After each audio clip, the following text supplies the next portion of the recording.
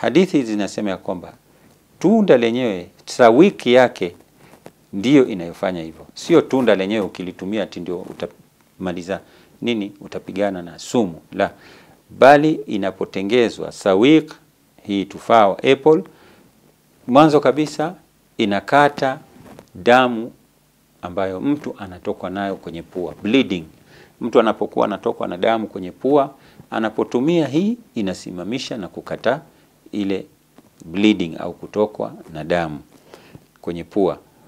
Na pia vile vile inapigana vita na sumu, na pia sumu ya nyoka, ya scorpion, yani nge.